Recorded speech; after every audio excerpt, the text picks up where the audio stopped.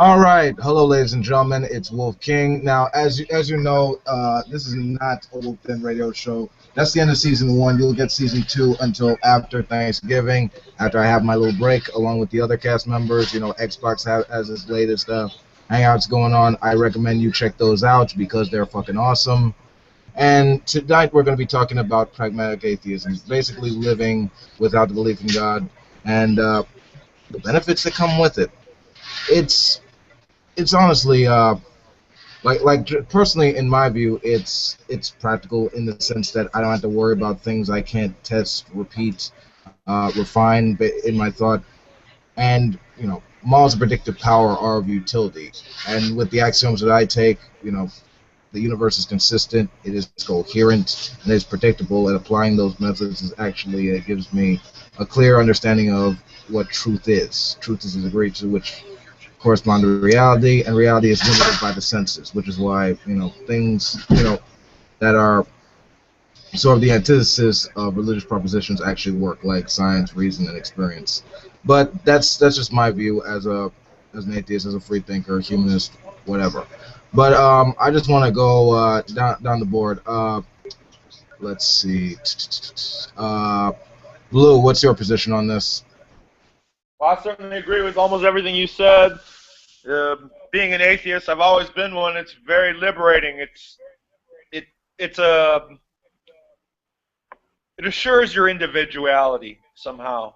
Somehow, at least for me. I mean, that's just my feeling. I'm not trying to imply that or kick a Christian saying they're not individuals, but atheism is part of individuality, at least for me, or a central theme of it. Okay, cool. Chaz, what do you think? Well, I think there is no real good reason other than faith or culture to really indulge in any form of religion or any theistic worship. People are fully welcome to do it, but what they're not welcome to do is then try and use their idiocy to say inanely dumb things and then expect that it's not stupid because the Bible. Right. I mean, that's just essentially it. I mean, there's no evidence that there's a God, and as far as we can tell, we are subjective beings inhabiting some sort of objective reality, or at least that's from what we can tell of it. And the only thing we can do is use as best an objective methodology to look for evidence. If we can't observe something, then we have to assume until it can be observed that it isn't real. Okay, good. Sufi, what do you think, man? Now, pragmatic atheism, is that different from atheism, or is just atheism in general? Well, you can talk from your perspective about how you think of it personally. Oh, definitely. A person could, one of the most spiritual comments that I ever heard, it was from an atheist. Case in point, I was watching something where I think a debate was going on with other theologians, and one of the theists asked him, what do you think about, your loved ones dying or your child? Would you like to think that there's some type of afterlife and knowing that they're safe? The atheist actually responded saying that every moment that I spend with my child or with people, it may be the last time I ever see him. And I think that was one of the most profound and spiritual statements that I ever heard. So definitely, I think, any position that is healthy, all power to them. All right, cool. Gretchen, what's your perspective? When I hear pragmatic, I think how this is lived out. So if I have a misunderstanding of that, please clarify it. But I really just like to hear how. Sorry, it's so noisy. I like to hear how people think and enjoy learning, you know, what approaches in their life that they have. So that's why I like to come to something like this, because it just only provides more information, and it's interesting. Excellent. Heavy Holler, your perspective? Yeah, run that question by me again, though, about that. I was trying to sit there thinking about it, and I didn't quite catch it. Just your view on like atheism, like living absent a positive belief in a deity. You know, you're just how that impacts you. You know.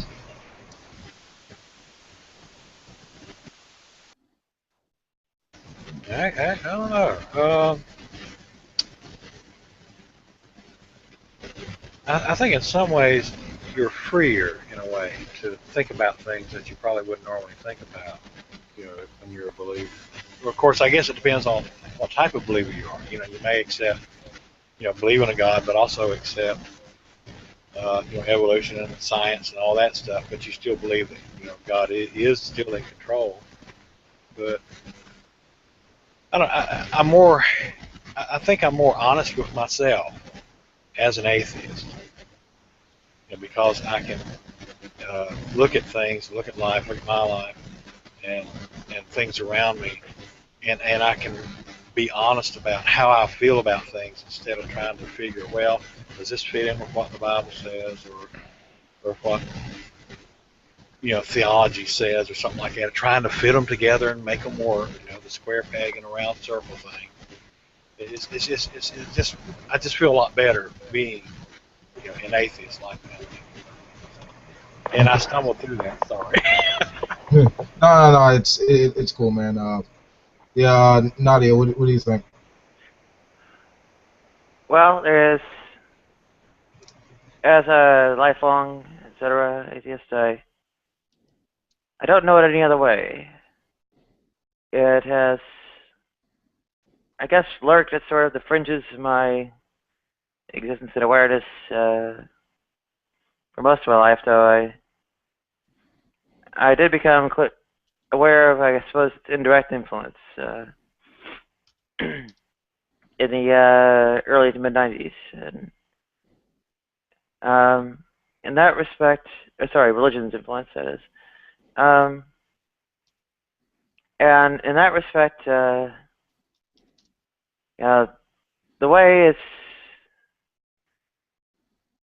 influenced kind of the way I live has really been the same kind of, say, absence from my, you know, my life and so on as well, the is absent from my beliefs. But on the other hand, it's also that the things they're alien to me. They're in some ways even threatening to me, and they're, well, perhaps not necessarily on the basis of being atheist, but, you know, certainly color my perspective on it. And I guess in recent years, it's also maybe formed a sort of maybe new, I guess, group identification or something like that. So it's been very, very tangential and indirect that way, and the practical matters of it are really, I can't really, I have to guess a little bit of what would be there, but it's like, you know, not going to church and so on and so forth. Okay, I'll just cut it off there since I'm not being very directed in my exposition. Go ahead. I mean, it's good, but you know, it's you know, it seems like you got a lot to, you know, think about it with it. So you know, So take your time. We'll come back to you. Rand's Camp. What you think? Well. I just came in. I thought I'd listen for a little while. I just wanted to say hello to my brother Raw. Hey, bro.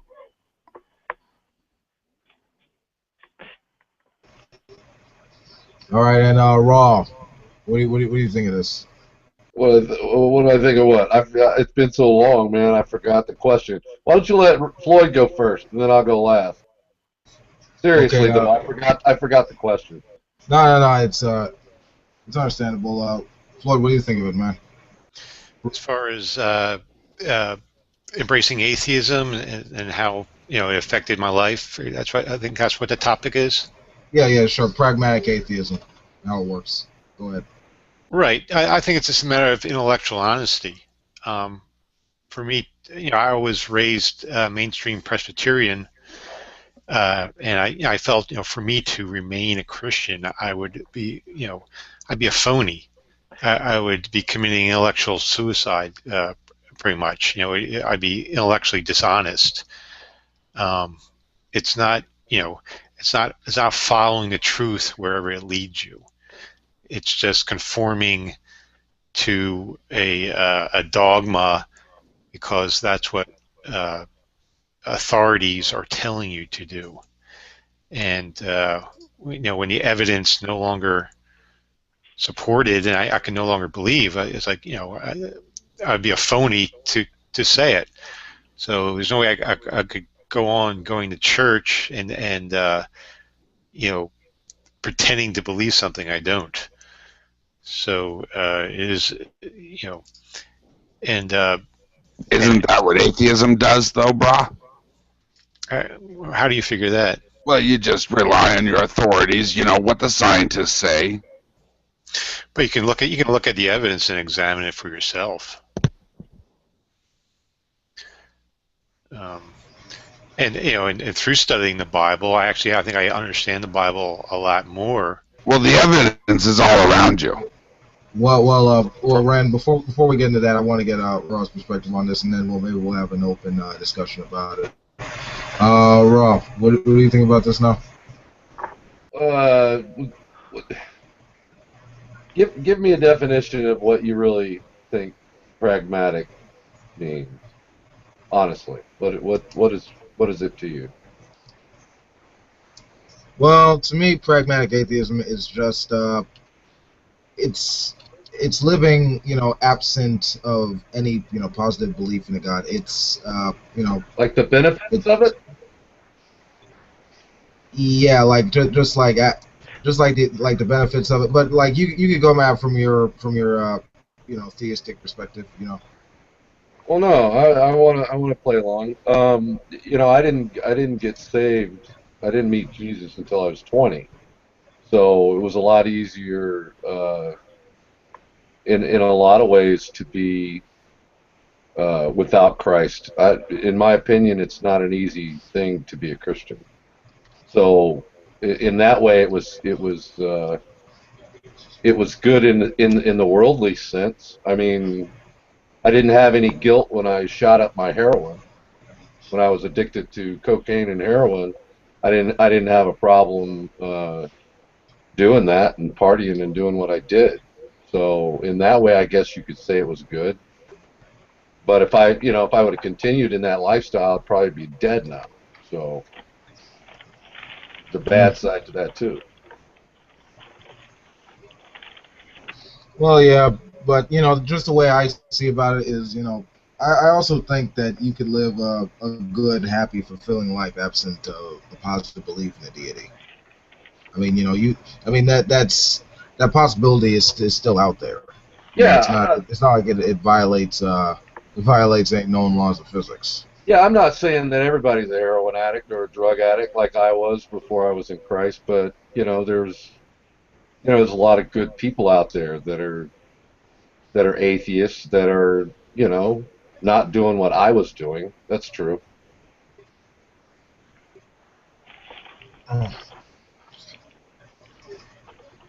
Yeah, but okay, I think that sort of leads Well, that sort of leads to the next question, which is how exactly, you know,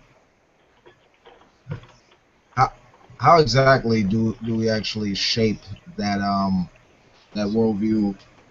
Well, I wouldn't necessarily say an atheistic worldview, but sort of like communicating a non-theistic worldview and sort of like the contrast with that, I suppose. So, for example, the way I look at it is, it's like how to live my life is essentially be just good and fulfilling, how to give meaning and shape my own life, through the boundaries of reason. And, that is through, recognizing my own limitations, my own human capabilities, and just my own sense of rationality. You know, absent of absence of any religious propositions. You know, and therefore I apply ethics that are, let's say, both universal in that they apply to everyone, with regard to the individual and societal level, and also I judge them by, by by how positive the results are. So that's sort of like my basis for like ethics and stuff like that, and how do I apply myself. But let's see, how does yeah. So I guess the question would be, how do your beliefs impact your overall behavior, or your lives with regard to society? Anyone can jump in at this point. Oh, I was going to back up just a moment. I've been sitting there thinking, uh, when I used to be a Christian, I still pretty much accepted science and evolution, a lot of the things I accept now, even though I was Christian. I couldn't get them to match up too good together, but it, I still felt like I was pretty honest with myself about things. It's hard for, I mean, it's hard from where I came from, in my experience. I was happy both ways, as a Christian and now as an atheist. Um, what's kind of did it in, or what took me away, or why I left the church, was because there was just things that were missing in the message, or something. I wasn't getting what other people was getting out of the message, and after a while I felt like, it wasn't as real as I wanted it to be, or as others tried to get me to believe it was. But at the time, I think I was still happy and honest with myself. That's kind of a different viewpoint, I guess, because my experience in church was a good experience. And a lot of people would say that, well, their experience as a Christian, turned out really bad. But I wasn't in that category.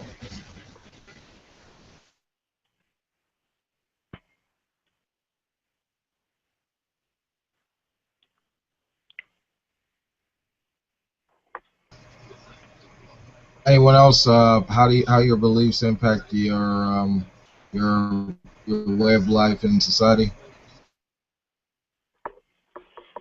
Well, here in England they don't, but ages ago people gave up caring what other people believe 99% of the time. I think it has something to do with growing up in a place where the sky's grey, the land's grey. Um, you know,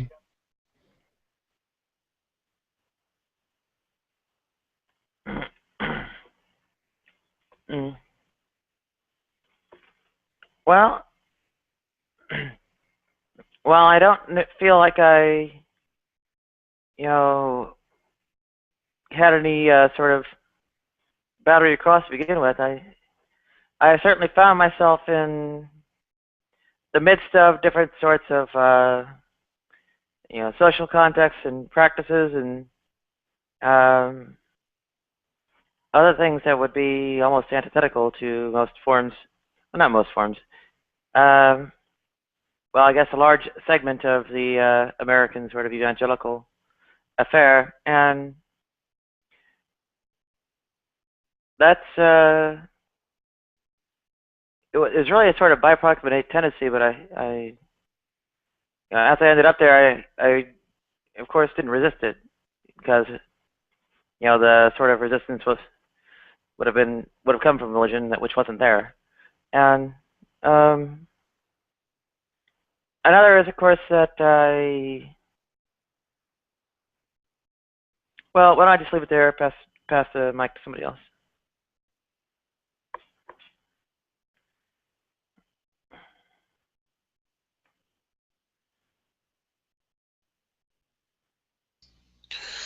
I think a lot of us act instinctively, regardless of what we believe. I don't necessarily think we just make rational decisions all the time. When we see someone suffering or something or something like that, we don't. I don't think we make a rational decision of the how it'll benefit you or a cost benefits analysis to society and so forth. Or we see someone suffering, we have compassion for them and we go over and help them simply because of an instinctive feeling that we have just by seeing that. I don't think we necessarily make a rational determination for a lot of our actions as far as morals. I think a lot of it has to do with our instinctual nature for compassion and to function within a social group.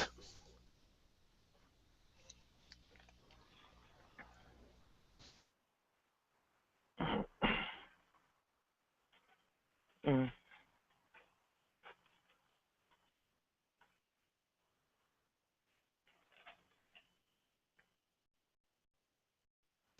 Some Christians will say, "Oh, well, that's the law written on your hearts that's doing it," but but you can say, well, we evolved that way because we evolved as social creatures that had to live in groups and so forth. So it's a byproduct of surviving, in a group setting. But regardless of where it comes from, it's part of our nature. So I don't think it really matters. It doesn't matter where it really comes from. It's still part of our nature.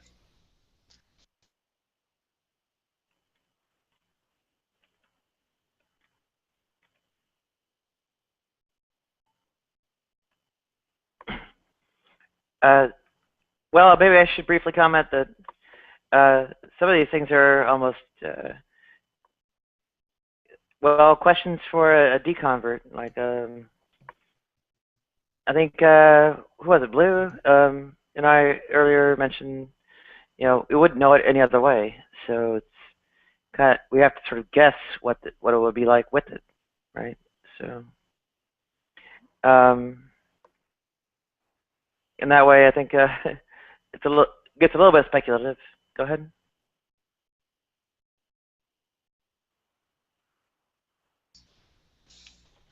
I think one pragmatic benefit of atheism is it informs us that if we for us to solve solutions, we have to do it ourselves. If we want to cure a disease, we need to find medicine for it. Praying to a god, will not help. If we want to solve problems, we have to do it ourselves because there's no God that's going to do it for us. Actually, that's a good point, because you could look at it like people that are believers. It's like they don't look to themselves to solve their problem, or they don't take the responsibility on their own shoulders to solve the problem. Now, I'm not saying all. I'm just saying some are like some are like that. Of course, results may vary, But it seems like if as an atheist, you tend to rely more on yourself to solve problems and to think things through. You may not make the right decision, but you're relying on yourself. You're standing on your own 2 feet. Yeah. like I said, it doesn't apply. Some of what I said doesn't apply to all Christians. By no means. But there are some that are really staunch about it. I think one thing I could say that comes off the back of that is You can't see my video, can you? no, but I've been waiting to talk for a little bit too, and I've got something to say that comes right off the back of that.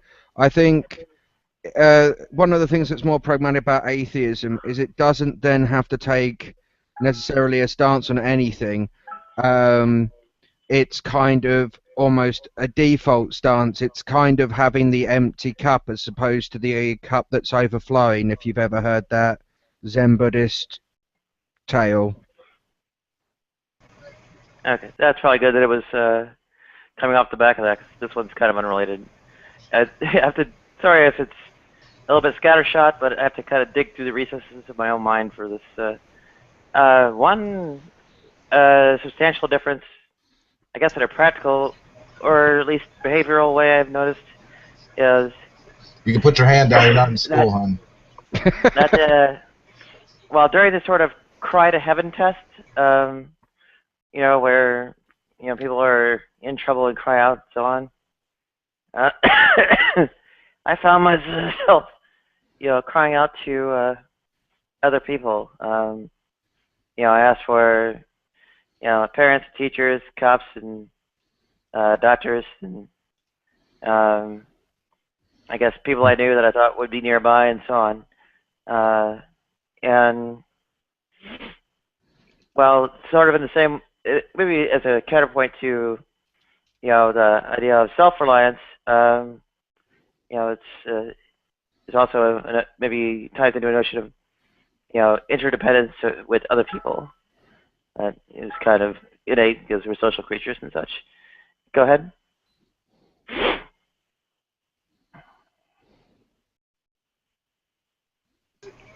Brother John, how you doing, man? Doing okay? You hear me? Do you hear me all right? Yeah. Yeah. Okay, because I'm on a different computer.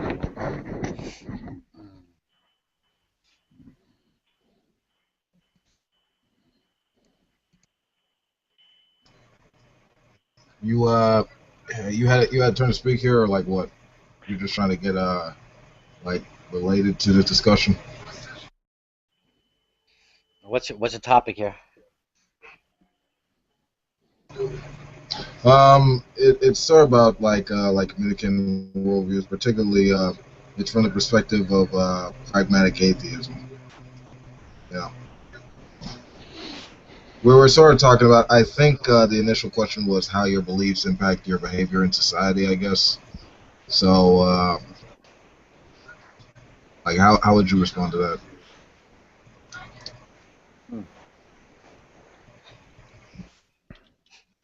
Give me a moment to think about that one. All right, I'll get back to you. All right, wicked chicken. Anyone else? I know all about behaviors. I'm actually a behavior analyst, so it's a very complex subject for me. Vishte. Okay.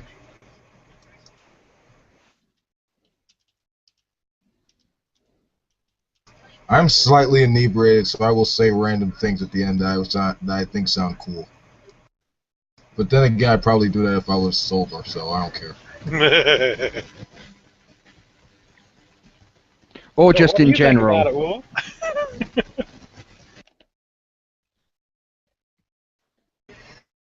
Yeah, in general, the freaking English, they love to get on Americans about the English thing. What do you mean get on the Americans about the English thing? Do you mean speaking the language correctly, or... Office is better, office is better, office is better, office is better, office is better. Well, we all know that the English are better, but what do you mean by it? I mean, we take your stuff and we make it better. That's what we do. Oh, really? Okay, then. Is that why you can't write the language properly? Yeah. Or you can't do the political system properly? Or you can't do the education system properly? Or you Yeah, can't do the building an empire thing properly. He's got a point.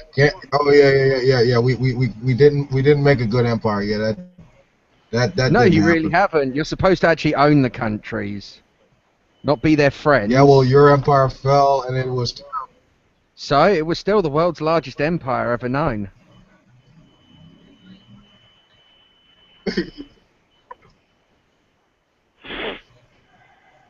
I mean, Yeah, ours seriously, more you're falling stylish. behind the Mongolians.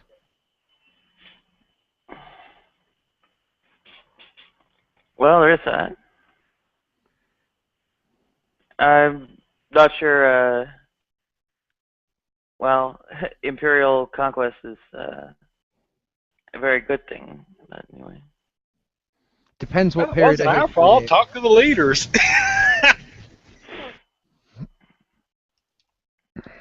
Well, that's the problem, isn't it? It's only good for the leaders. Even the subjects of the empire, or even at the metropole, are not really benefiting all that much. Yeah, but, you know, we still had the world's largest empire, so suck it. Yeah, and look at you know how miserable what was it, 1870s England was. Wow, we really got off that topic there. Doesn't matter, had sex, is all I've got to say to you. Really? Sex? What? When did you have sex? Never mind, Nadia. Several times. Yeah, let's bash the. Why do you think there were 2 coffee cups in your mum's sink last night? I'm sorry, Frank, but you Not walked while into I that was one. there, so I see. Ouch. Wait a minute. We only got one Brett in here. We're gonna let him talk to us like that? See, wait, hold on. Say that again. He said that you've only got one Briton here. Are you going to let him talk to us like that? And the answer that you're looking for, Raw, is yes, in a well-spoken and eloquent tone. Yeah. Well, I'll give you that much. One of the reasons why we had an empire. You know, And now you're a bunch. empire, right? Now you're a little island of Misfit toys. You know, they say something about famous- The little island you and still get to famous- fight your battles for you. Hold on. This is how I'm going to prove. Yeah, but you don't. But you want to act so. You want to act like World War II never happened. You're welcome.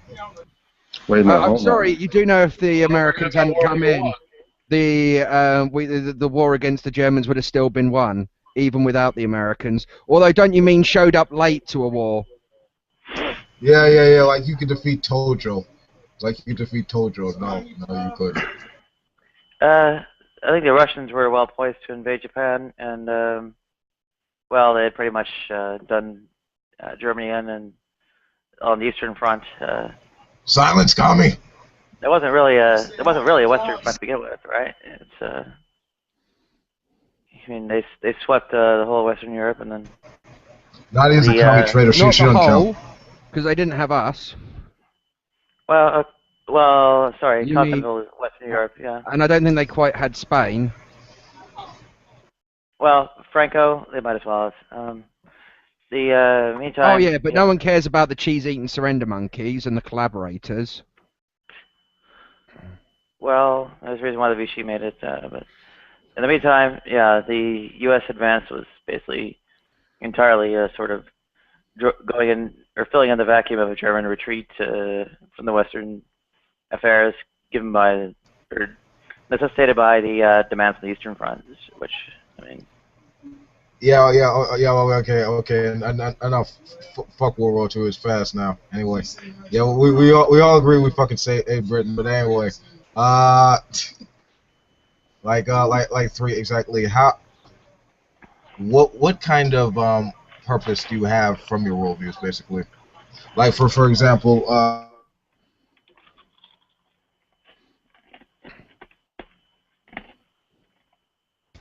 You dropped out, Wolf.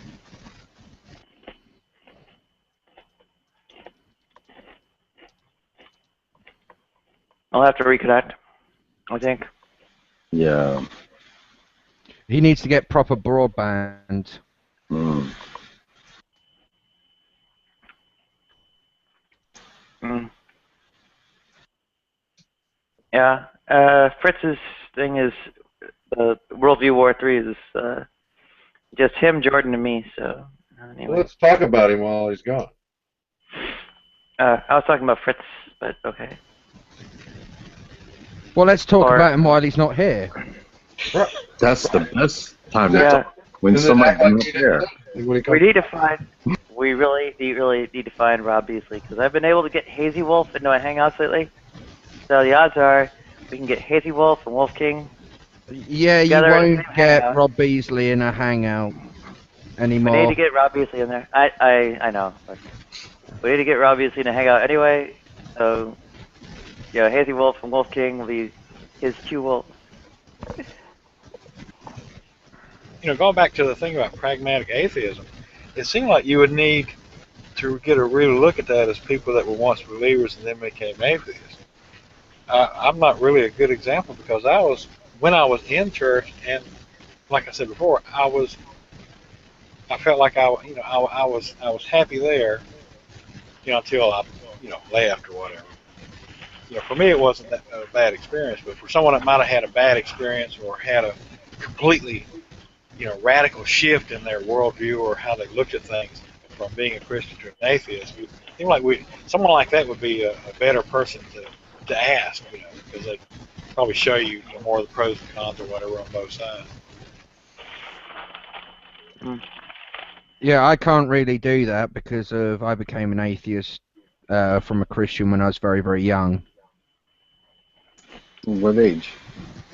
guys hear me? Like 8, 9. Yeah, we can hear you now. Oh, okay. Oh, interesting.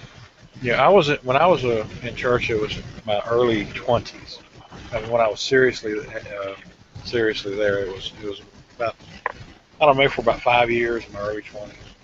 And, Have I never told you my deconvert story, Frank? The question I was trying to ask is like, what does your never did. worldview grant you in terms of like your purpose? What is the purpose like with regard to your worldview? So go ahead. The purpose is just to get us through life from A to B, help us interact with our environment, with the reality that we find ourselves in. It's no different to Christianity in that respect, really. I don't quite get what you mean by purpose.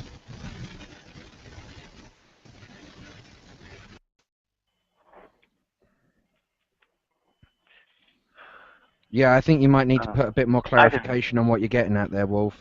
Well, Yeah, maybe reword it or something.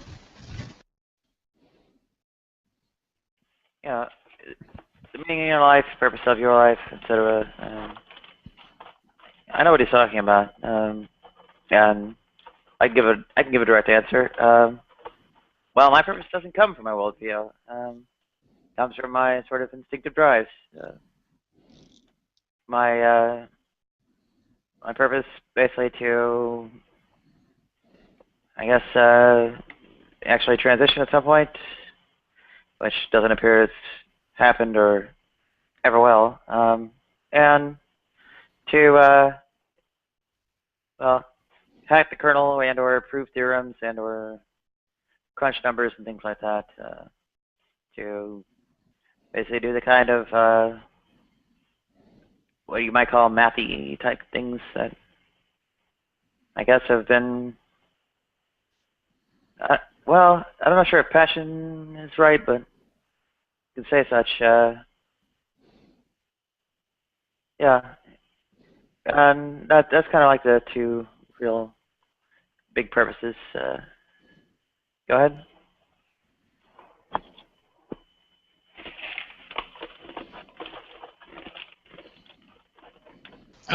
Just for the heck of it, I looked up purpose.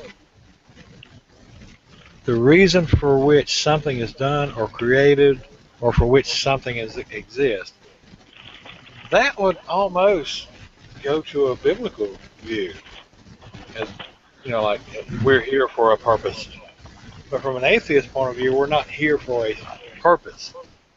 I suppose what heavy. I think one thing you could use the word purpose to mean is kind of like utilitarian.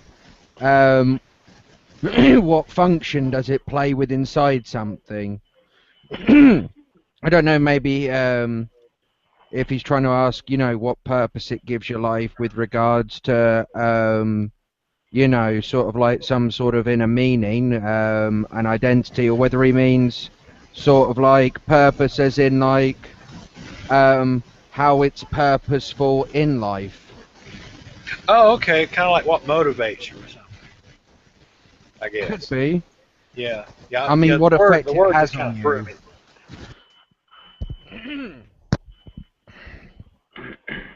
I think it's an odd one to ask with atheism. I think, as you said, with religion, it's got there's something to it. Atheism is just a descriptive term. It's used by people who are irreligious. Okay, Nadia needs to run down to her Anderson shelter.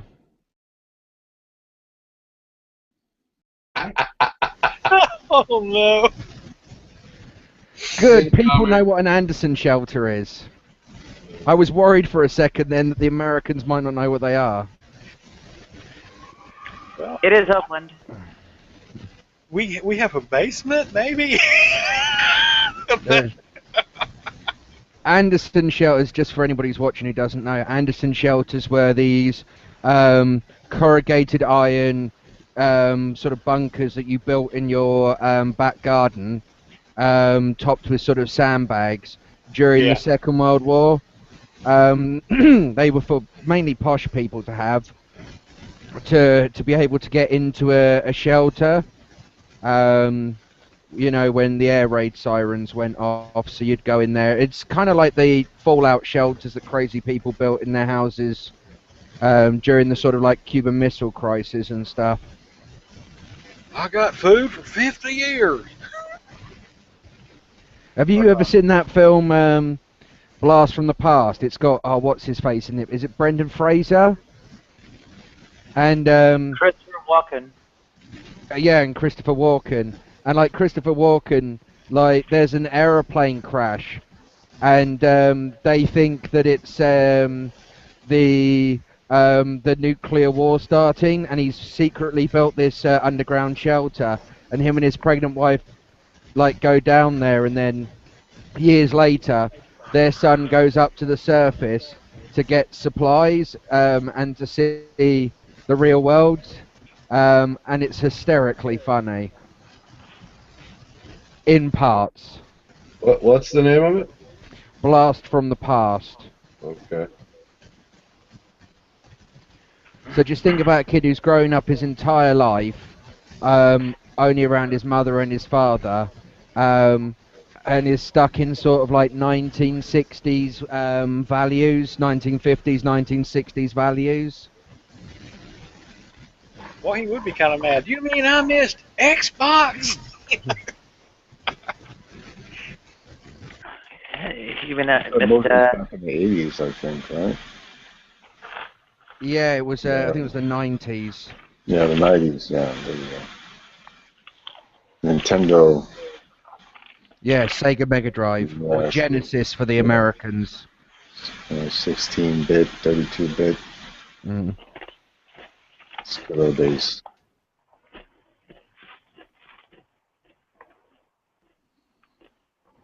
Well, computers still fill up whole buildings like the 1950s, but they do a lot more when they do. Did Wolf give control to anybody? Nope. I think he's having technical problems, so. Yeah, we're gonna bomb here in a few minutes if he doesn't make it back in. Yeah, because he's been dropping in and out. Yeah, they've been messing with YouTube again lately. If you notice, there's little bells and whistles, different stuff. And whenever they do that, there's bugs. They have to work them out. Yeah, one bug I've noticed is when like you might get invited to a hangout and you click it and it won't let you in or something. It gives you some kind of error message. Okay, we're back on air. He's gone. Yeah. Oh, but I should mention that when the mod drops out, an error message shows up on a screen, so nothing we say actually gets through. Not always. As far as I've known, I've been into hangouts where the mod has come and gone, and it's still kept what's said. I think there's a certain time period that it still works for. Well, what I know is that even if there is one, the mod's dropped out. There's an error message that pops up eventually. It might not be right away. And then 5 minutes from the mod dropping out, it cuts off the entire broadcast. Forget the error screen. Yeah.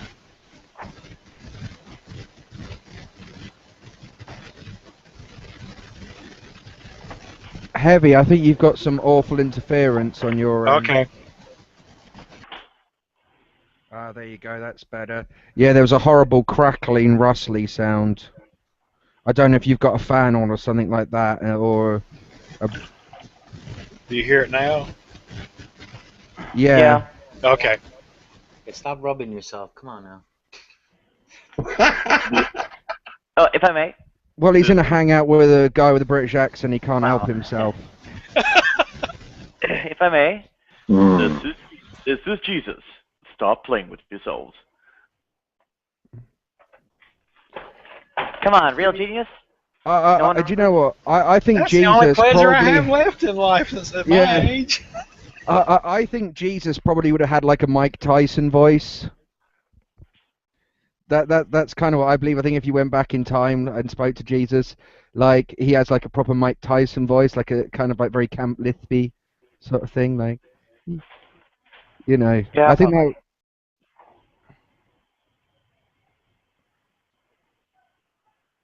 I mean, admit it, that'd be funny. Mind you, I guess not, because who would take that voice seriously? Like, hey, Mr. the God.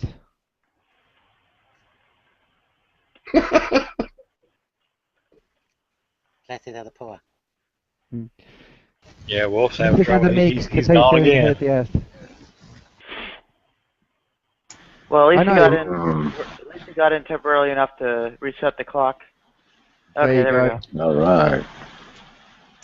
Wolf, switch internet service providers, or knock down your bandwidth maybe to put it on audio only. Turn off everything else on the computer. Yeah. I just realized I'm the only one on video.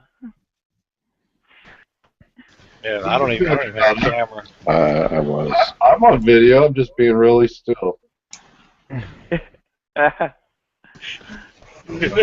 Yeah. So anyway, everyone responded to the whole purpose and worldview question. I skipped not entirely, but yeah. Because you guys know my purpose. My purpose is to aggravate you. And you do a good job. Thank you. I like that. Oh, nice hat, dude. I love your hat.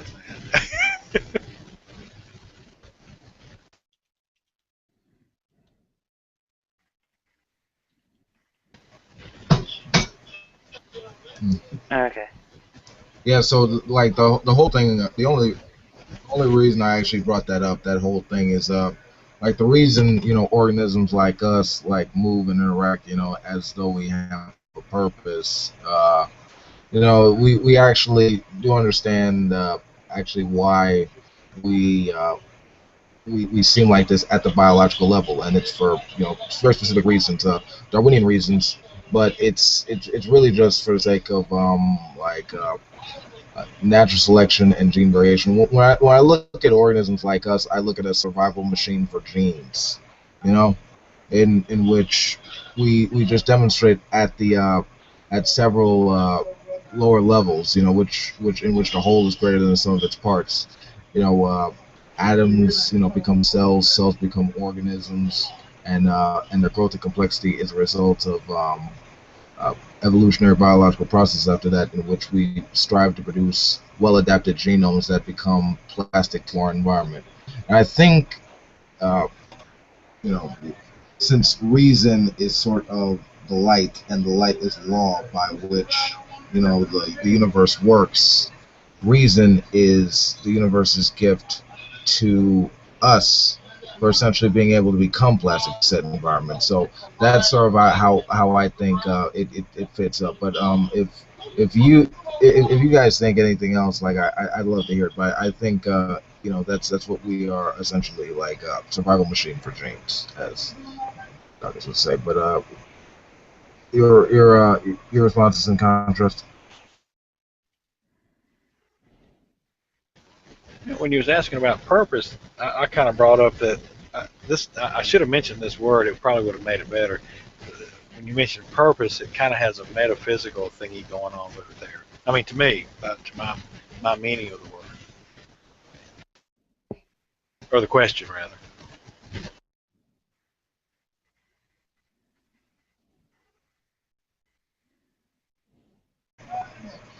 Uh, Sufi, like Brother John, anyone?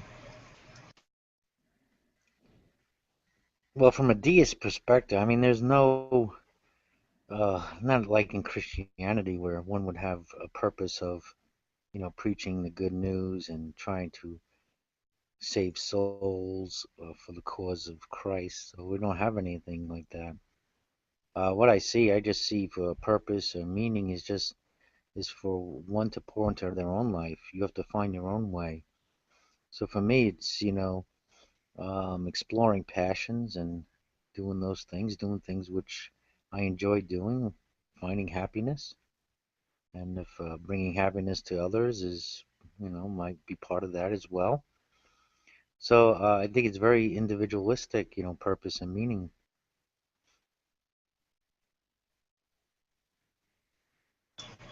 Interesting response. Yeah, I concur with Brother John. My faith has made me happy. Um, it's something that I've been doing for a long time now, and I work in a job where the scientific method is used, so I do love science. Um, I don't try to justify my beliefs. I know they're very subjective, and there's a lot of things, within my faith that I was able to refine and look at things in a different perspective, and not so much linear thinking, but multi-dimensional ways of thinking, and it definitely increased my imagination, and that's it's hard to explain in words, but the practice and the interaction, how I developed, through the years, with the faith that I chose, I'm pretty happy with it. Mm. Raw, what about you? I'm not sure. The Green Souls, are you a deist as well? No, I'm a Muslim. You're a Muslim. Correct. That's interesting. Yes. How long have you been a Muslim?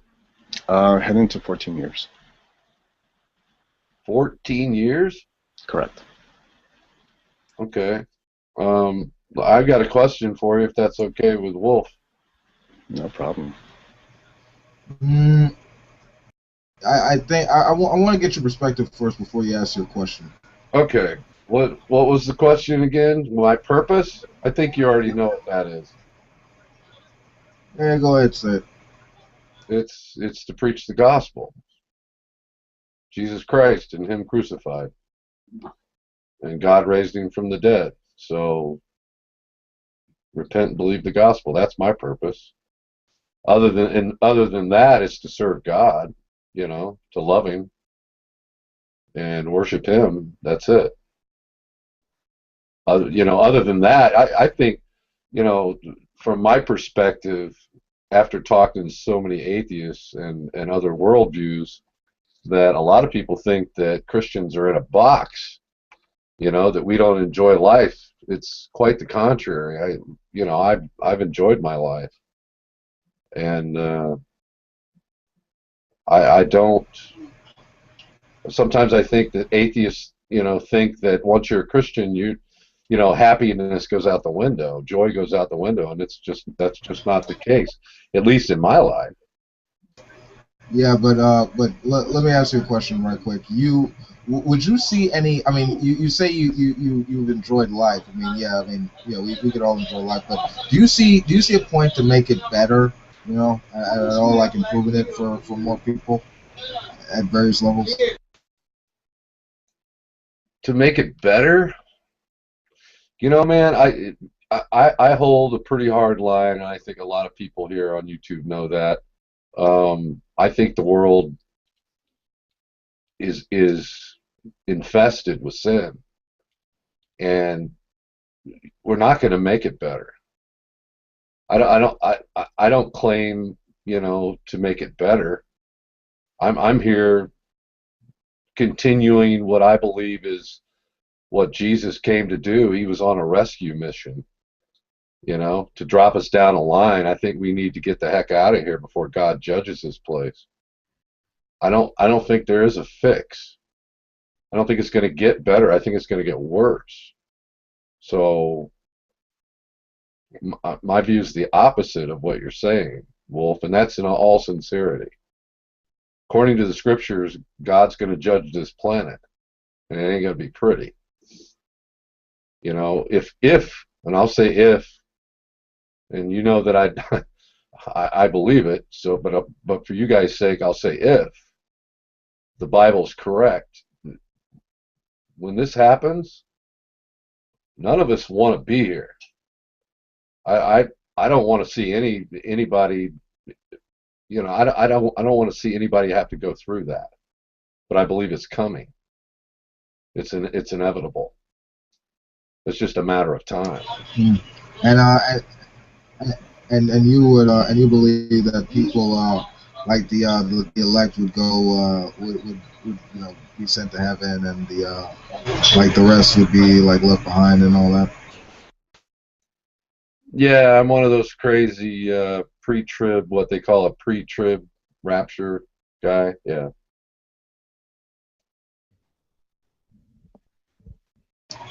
Well, I wouldn't say crazy necessarily. It's sort of interesting in that you think that you will have better conditions that aren't necessarily earthbound. Is that correct? Like accurate in my describing it? I missed part of that. I believe what? Yeah, but you do think you'll have better conditions that aren't necessarily earthbound, right? Better conditions once we're out of here, or once this is all over. Yeah.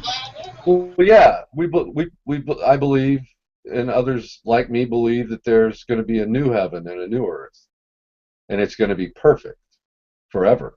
So absolutely. God damn it, Greenland. So yeah, my bad.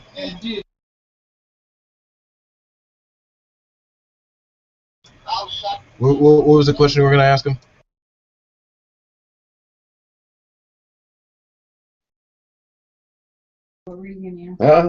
Me? Oh, yeah. Did he leave? Yeah. Yeah, he left. I ran him off. I just want to get your one perspective on that last part, and then you were gonna ask him, but yeah, he left. Didn't expect that. Well, maybe next time he comes in. I hear Muslims believe that Jesus didn't really die. That was like a staged event or something, and I wanted to get his take on it. It was an inside job. Yeah, I know they think of him as a prophet in that variation of that Abrahamic faith, but I don't know the exact. I might have to Google that, I guess.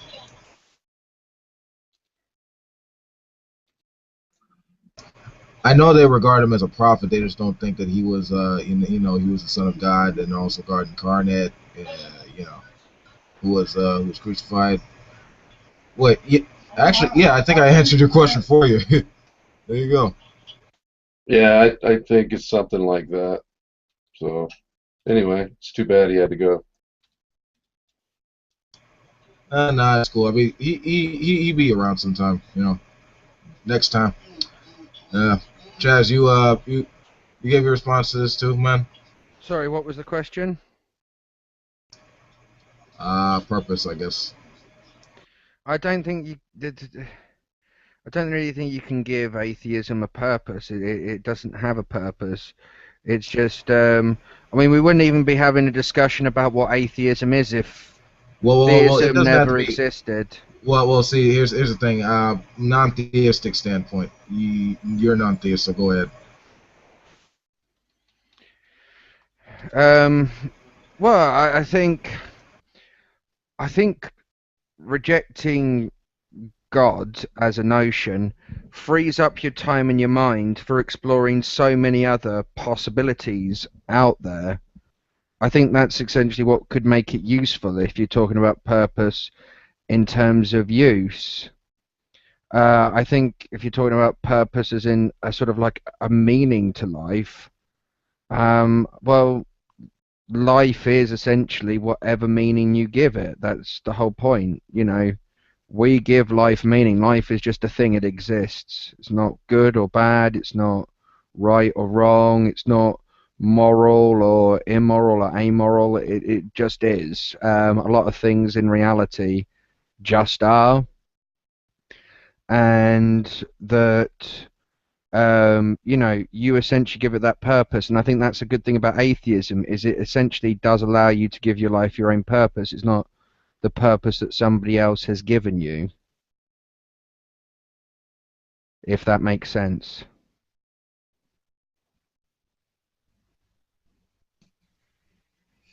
Makes a lot of sense.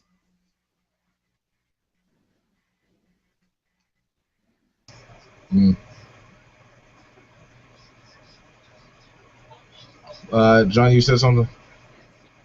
I said it makes a lot of sense.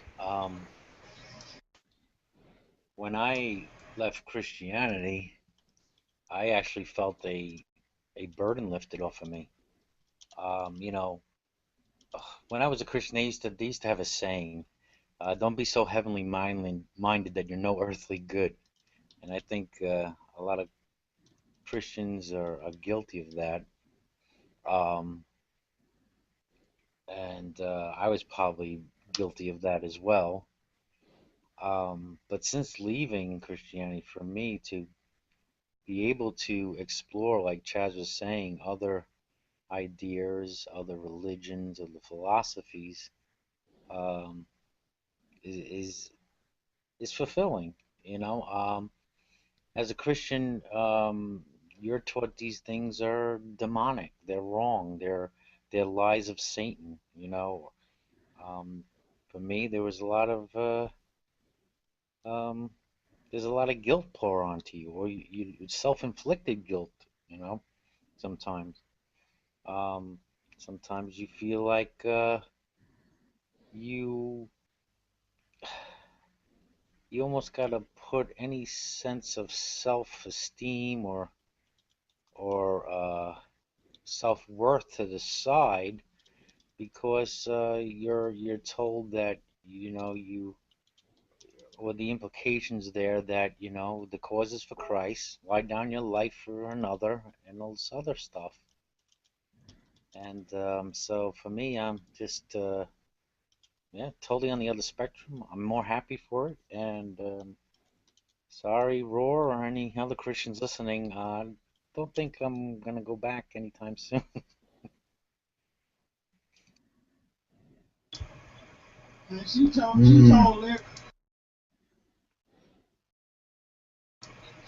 So yeah, that being said, like just the way I see it is with regard to actually applying like views and stuff like that. Let's see, how do I word this? Hold on. All right, I have it. Okay, it's like how exactly does your like would your beliefs actually apply in regard to the real world? Like for example, like the way I see it is like just what Chaz was saying. I view life as more important than death, because with life you have actually use. You have that sense of utilization with life. Life is obviously more practical than death. Obviously, so improving life at various levels actually has some type of added utility with it. That being said, I tend to advocate qualities that better enhance life rather than impede it. You know. So that being said, I do it various ways, but whether it's environmental concern, uh, aspects that can help, actually advocating, better vaccines for, like, people with Ebola or something like that, But how does your view sort of impact the way you have, like, morality and stuff like that, or ethics?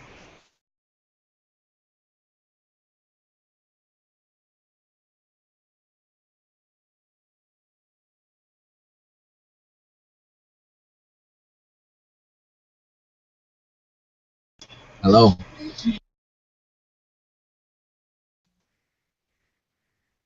I heard your question.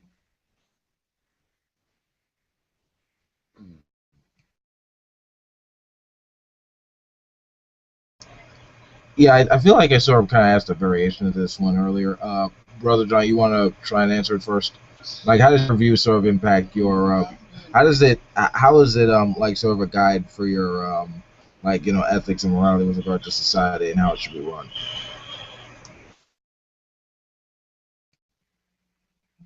Well, I mean, as far as how I treat other people, I guess if that's what you're asking, as far as my morality, hasn't changed so much.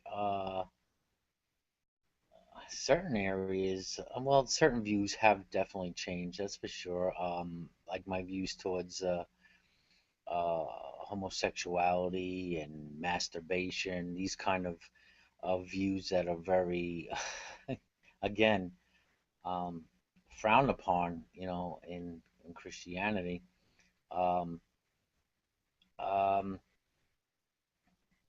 so those views have changed, but as far as just treating people with respect, who deserve respect, that's one thing. Yeah, there's one thing is it's changed. I have more of a sense that people have to earn my respect. I don't give it out just freely, you know. So that has to be earned. But I'll do for you, and I will, you know, do unto others. I'll go on that basic golden rule, which kind of flows through almost every religious belief.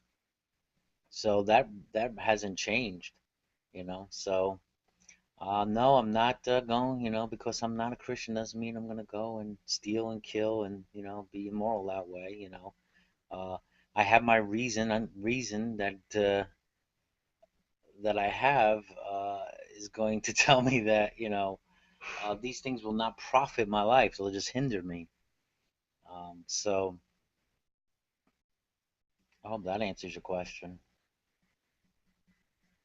If I think of anything else, I'll let you know. All right, all right. Nadia, what do you think?